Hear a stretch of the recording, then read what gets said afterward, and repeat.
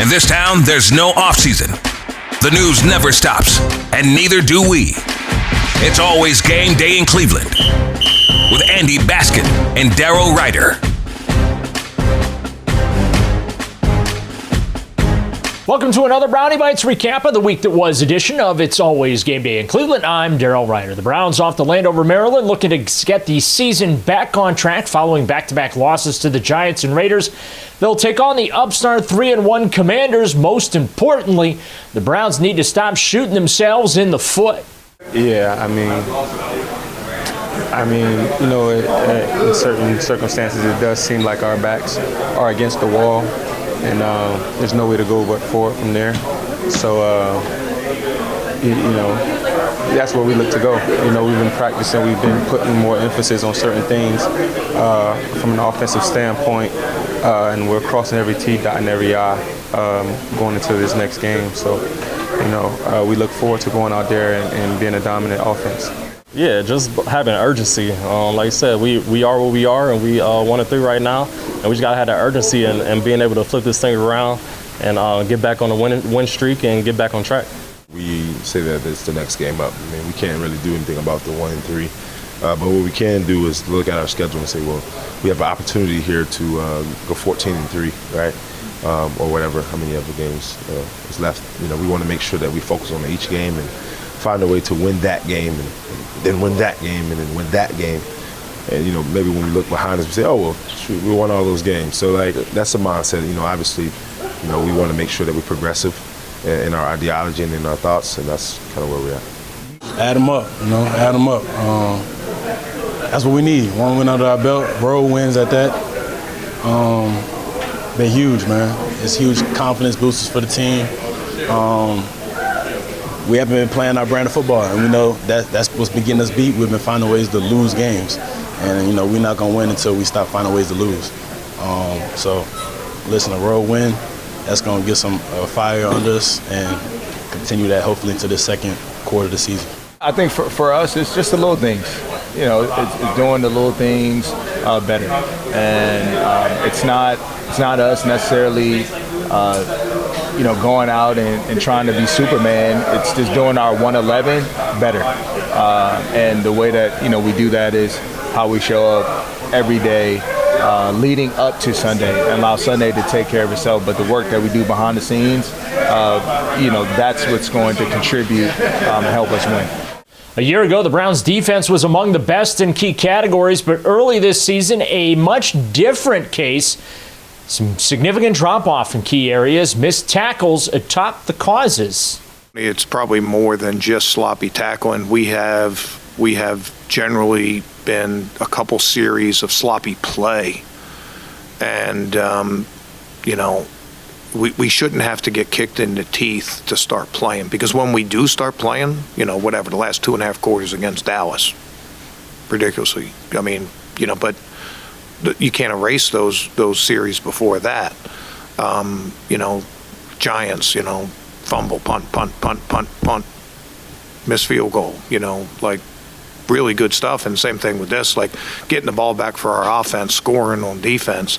But that gets erased by the sloppy play. And until we get that consistency, you know, we're going to play like a 1-3 football team, and we're playing like a 1-3 defense right now.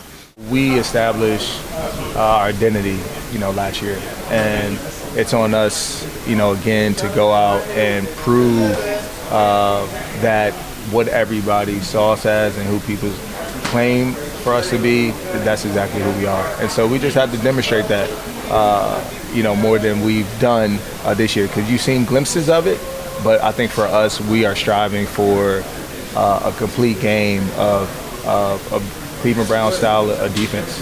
That's the thing. Like, I feel like we have great practices. We come out with that identity of stopping them. You know, it's just locking in, I feel like, to our details.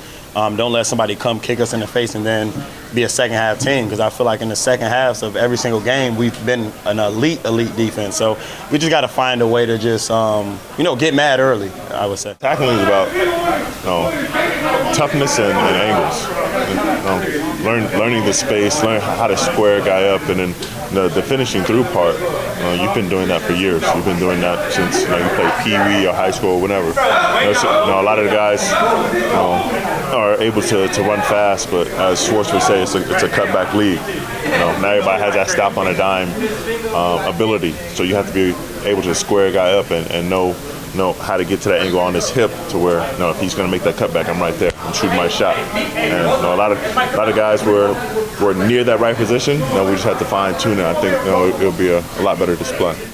Schwartz's unit will have their hands full dealing with Washington's outstanding rookie quarterback, Jaden Daniels, who's completing a record 82% of his passes. He's accounted for over 200 yards rushing and a total of 7 touchdowns.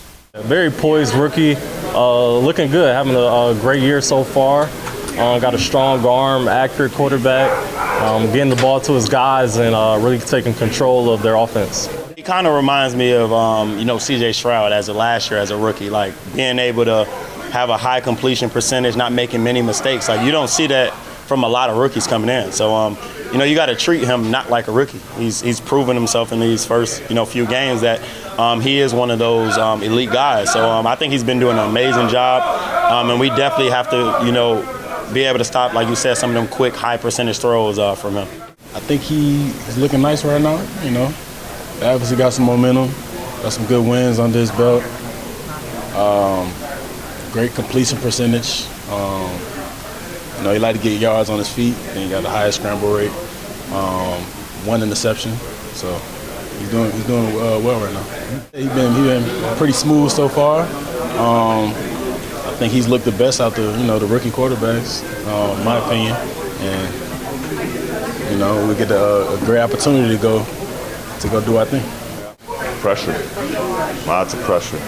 It doesn't have to be blitzes or 5-man, 6-man pressure. 4-man has to get pressure on him down the middle to make him uncomfortable to step into those throws and those easy alleys. While you're bullying, get those hands up, get those easy PBUs, but don't stop rushing. Can't allow us to start hopping up and allow him angles to escape the pocket. But on the way to getting to him, start to tip some of those passes that he's trying to throw quick, and continue to rush when he's willing to hold the ball. I think it's always a challenge for us. Everyone provides a unique challenge as far as what they're doing and how they're operating, especially them. They're going quick, they're speed breaking, they're change up the cadence, and he's got them really rolling. So just a matter of getting into a rhythm early and getting them out of their rhythm early. Usually when you look at and evaluate rookies, they're kind of like not trying to make too many mistakes, kind of like tempo a little bit, and not really trying to do much, and they sometimes may seem frantic. But he's a quarterback that obviously keeps his tempo. He actually does a good job in not hurrying up and not making those mistakes. Obviously, number 1 completion rate. So he's not like forcing things, right? He's a guy that will take the check down and just chip and dime you until you get tired, take the free access, and does his thing. Yeah, I mean, it's a lot more pressure. I think that when it comes to a quarterback that's accurate in completion and that's not trying to do things out of the ordinary from his game plan. Obviously, it's something that we have to crank our pressure up and find a way to disrupt that, because obviously he's a little bit too comfortable back there. So we have to find a way to combat that. Yeah. Some good news dropped this week. Myles Garrett, who's been dealing with a pair of sore feet and the complications related to that, is starting to feel much, much better, which should mean some really bad news for opposing offenses. Actually, this week has been a really great week for me as far as recovering and managing a lot of this pain.